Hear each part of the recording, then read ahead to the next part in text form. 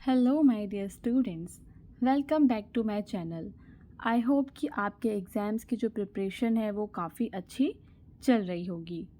So students, आज के इस वीडियो में हम आपके MPSC 006 के कुछ इम्पॉर्टेंट क्वेश्चंस को डिस्कस करेंगे जो हमारे जो प्रीवियस 4 पार्ट्स हैं उनके अंदर रह गए हैं डिस्कस करने। सो अगर आपने इससे पहले के 1 to 4 पार्ट्स नहीं देखे हैं तो डिस्क्रिप्शन में उनका लिंक होगा, वहाँ से जाके आप बाकी के पार्ट्स को देख सकते हैं। सो स्टूडेंट्स, चलते हैं हमारे टॉपिक नंबर 1 पे। टॉपिक नंबर 1 में आपको बात करनी है लिमिटेड वॉर के बारे में कि लिमिटेड वॉर क्या होता है। So limited war refers to a conflict. क्या होता है लिमिटेड वॉर में? कॉन्फ्लिक्ट होता है in which the participating countries और groups do not expend all their available resources. जो भी दो पार्टीज़ जिनके बीच में कॉन्फ्लिक्ट हो रखा है वो अपने सारे के सारे रिसोर्सेज को क्या खर्च नहीं करती और सीक टोटल डिस्ट्रक्शंस, और ना ही पूरा का पूरा डिस्ट्रक्ट कर देती हैं। कहने का मतलब ये है कि अगर अमेरिका का किसी कंट्री के साथ कोई कॉन्फ्लिक्ट है तो अमेरिका के पास न्यूक्लियर बॉम्ब है, तो इसका मतलब ये नहीं है कि वो उस पर जाके न्यूक्लियर बॉम्ब ही गिरा देगा। ठीक है, तो यानी कि वो अपने सारे के सारे जो रिसोर्सेज होते हैं उनको एक्सपेंड नहीं करते। Instead the objectives are more restricted. बल्कि जो उनके ऑब्जेक्टिव्स होते हैं वो कैसे होते हैं? रिस्ट्रिक्टेड होते हैं। And the use of force is constant, और फोर्स का यूज़ थोड़ा सा कम करना होता है। ठीक है, जोग्राफिक स्कोप में अपने रहना होता है। टाइप्स ऑफ वेपन जो यूज़ करने हैं उसके अंदर भी थोड़ा सा सोचना पड़ता है। सीमित युद्ध का तात्पर्य एक ऐसे संघर्ष से है जिसमें भाग लेने वाले देश या समूह अपने सभी उपलब्ध संसाधनों का उपयोग नहीं करते हैं। ठीक है, क्या नहीं करते हैं? अपने सभी उपलब्ध संसाधनों का उपयोग नहीं करते या अपने विरोधियों के पूर्व विनाश की मांग नहीं करते। ठीक है, पूर्ण विनाश की, कि पूरा का पूरा ही उसको ख़त्म कर देना। इसके बजाय उद्देश्य को अधिक सीमित किया जाता है और बल के उपयोग को विभिन्न तरीकों से सीमित किया जाता है, जैसे कि भौगोलिक दायरे, प्रयुक्त हथियार के प्रकार या बलों के जुटाव के स्तर को सीमित करना। अब हम बात करेंगे लिमिटेड वॉर के एग्जाम्पल्स की, जिसके अंदर हम सबसे पहले बात करेंगे कोरियन वॉर की।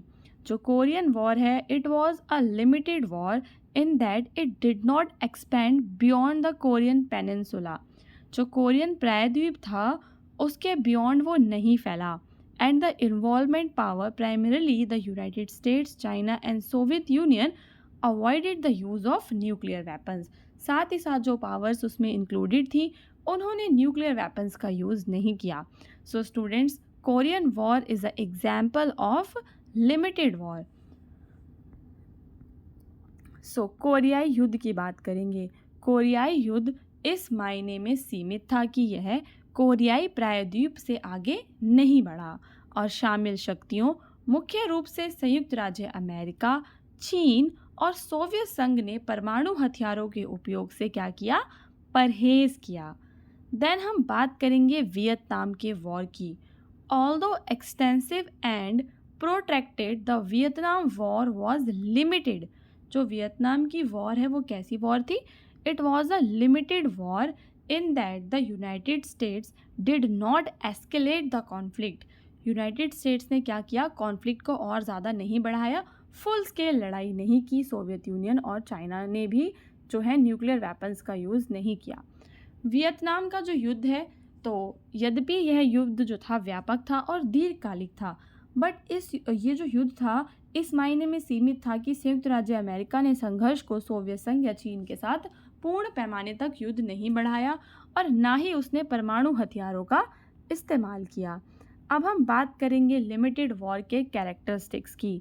The goal in a limited war are usually well defined. जो गोल होता है ऑलरेडी डिफाइंड होता है और लिमिटेड उसका स्कोप होता है। These might include achieving specific territorial gains, protecting certain strategic interest, और compelling an adversary to alter a particular policy। यानी कि वो अपने टेरिटोरियल गेंस के लिए ऐसा करते हैं या अपने स्ट्रेटेजिक इंटरेस्ट को बना के रखने के लिए लड़ाई, कॉन्फ्लिक्ट हो रहा होता है, या फिर किसी कुछ और बात होती है, लेकिन इतना बड़ा युद्ध वो नहीं होता। तो सीमित युद्ध में उद्देश्य को आम तौर पर अच्छी तरह से परिभाषित किया जाता है और उनके दायरे को सीमित किया जाता है कि भाई इससे ज़्यादा आगे नहीं बढ़ना है।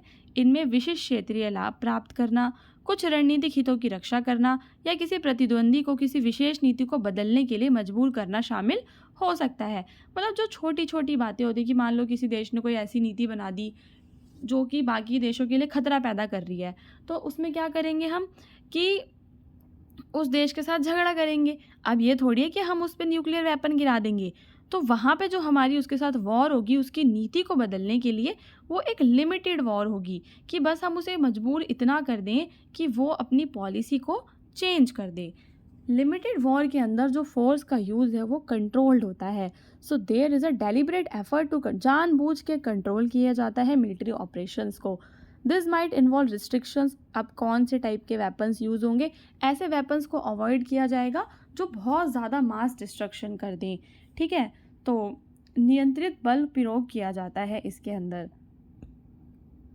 सैन्य अभियानों की तीव्रता और पैमाने को नियंत्रित करने या एक जानबूझकर, यह एक क्या होता है, जानबूझ के प्रयास होता है। इसमें प्रयुक्त हथियारों के प्रकार पर प्रतिबंध शामिल हो सकता है, जैसे सामूहिक विनाश के हथियारों से बचना और हमलों को सैन्य लक्ष्यों तक सीमित करना। अब चलते हैं अपने दूसरे टॉपिक पे, जिसके अंदर आपको कमेंट करना है। आपको एक सेंटेंस दिया गया है दैट कि human nature is essentially aggressive. इसके ऊपर आपको कमेंट करना है। सो सबसे पहले आप इसके हिस्टोरिकल पर्सपेक्टिव की बात करेंगे। Through out history, instances of war, conflict and violence suggest that aggression is a significant part of human behaviour. तो हमारे इतिहास में जो भी वॉर्स हुए, कॉन्फ्लिक्ट्स हुए, इन सब से हमें क्या पता चला कि भाई एग्रेशन जो है ना, वो ह्यूमन बिहेवियर का एक इम्पॉर्टेंट पार्ट है। From ancient tribals war to modern global conflict, aggression जो है वो कहीं ना कहीं ह्यूमन हिस्ट्री में बना ही हुआ है। सो पूरे इतिहास में युद्ध, संघर्ष और हिंसा के उदाहरणों से पता चलता है कि आक्रामकता मानव व्यवहार का एक महत्वपूर्ण हिस्सा है। प्राचीन जनजातीय युद्ध से लेकर आधुनिक वैश्विक संघर्षों तक आक्रामकता मानव इतिहास में क्या है, एक आवर्ती विषय रही है। बायोलॉजिकल एंड इवोल्यूशनरी व्यूज़ की बात करें, so some evolutionary biologist argue that aggression is a natural part of human nature. जो एग्रेशन है वो क्या होता है, ह्यूमन नेचर का नेचुरल पार्ट है। Developed as a survival mechanism, और कैसे डेवलप हुआ कि इंसान ने अगर उसे सर्वाइव करना है तो उसमें एग्रेशन होना चाहिए। जैसे कि डॉग्स हैं, डॉग्स में एग्रेशन होता है, क्यों होता है, क्योंकि उन्हें सर्वाइव करना है। So theories such as those by Konrad Lorenz suggest that aggression has evolutionary benefits. जो ह्यूमंस हैं एग्रेशन के उसमें बेनिफिट्स हुए हैं। ठीक है, जैसे कि उसने अपने रिसोर्सेज को बचाया, अपने ऑफ स्प्रिंग्स को भी, अपने बच्चों को भी बचाया। तो एग्रेशन इसलिए ज़रूरी भी है। कुछ विकासवादी जीव विज्ञानियों का तर्क है कि आक्रामकता मानव स्वभाव का एक स्वाभाविक हिस्सा है जो एक उत्तरजीविता तंत्र के रूप में विकसित हुआ। कॉनराड लॉरेंस जैसे सिद्धांतों का सुझाव है कि आक्रामकता के विकासात्मक लाभ हैं, जैसे संसाधनों को सुनिश्चित करना और संतानों की रक्षा करना। उसके बाद हम बात करेंगे काउंटर आर्ग्यूमेंट्स की। Human history also shows numerous examples of corporation. जो ह्यूमन हिस्ट्री है उसमें केवल ये नहीं है कि सिर्फ वो लड़ते ही रहते हैं, काफ़ी सारे कॉपरेशन के भी एग्जाम्पल्स हैं, ऑल्ट्रिज्म के भी हैं, एम्पैथी के भी हैं। So from collaborative efforts in communities to international aid, these behaviour suggest that human nature is not solely aggressive. तो ये सारे जो बिहेवियर हैं वो क्या दर्शाते हैं कि ह्यूमन का जो नेचर है वह केवल एग्रेसिव नहीं है। मॉडर्न सोसाइटल का, अब जो लोगों ने सोशल कंसर्न्स हैं, मॉडर्न सोसाइटीज़ जो हैं वो क्या प्रमोट करती हैं, रिवॉर्ड कॉपरेशन और नॉन एग्रेसिव बिहेवियर्स को प्रमोट करती हैं कि भाई शिक्षा, पढ़ाई लिखाई करो, अच्छा व्यवहार करो, इन सब चीज़ों को ये लोग प्रमोट करते हैं। अगर ये एग्रेसिव होते तो ये सारी चीज़ें थोड़ी प्रमोट करते। ठीक है, सो सहयोग और परोपकारिता, मानव इतिहास में सहयोग, परोपकार और सहानुभूति के कई उदाहरण भी हैं। समुदायों में सहयोगात्मक प्रयासों से लेकर अंतर्राष्ट्रीय सहायता तक ये व्यवहार बताते हैं कि मानव स्वभाव केवल आक्रामक नहीं है।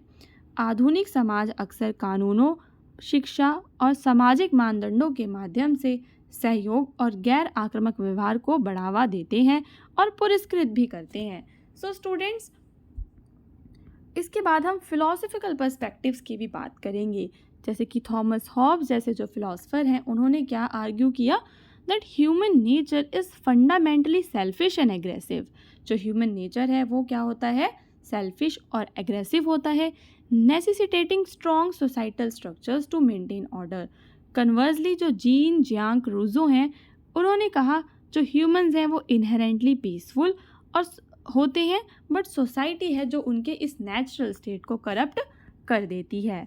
सो थॉमस हॉब्स जैसे जो दार्शनिक हैं, उनका तर्क था कि मानव स्वभाव मौलिक रूप से स्वार्थी और आक्रामक है, जो व्यवस्था बनाए रखने के लिए मजबूत सामाजिक संरचनाओं की आवश्यकता होती है। लेकिन जीन जैक्स रूसो का क्या मानना था कि जो मानव है वो स्वाभाविक रूप से कैसा था, शांतिपूर्ण था। लेकिन जब समाज में आया, भ्रष्ट समाज में आया, तो भ्रष्ट ही हो गया। सो स्टूडेंट्स, अगर आपको वीडियो अच्छा लगा तो आप इसके और पार्ट्स भी देख सकते हैं, उनका लिंक मैंने डिस्क्रिप्शन में दिया हुआ है। बट स्टिल अगर आपको वो नहीं मिलता तो आप कमेंट करके ज़रूर बताएंगे। सारे पार्ट्स को देखकर अपने एग्ज़ाम्स की जो प्रिपरेशन है वो काफ़ी अच्छी आप कर सकते हैं।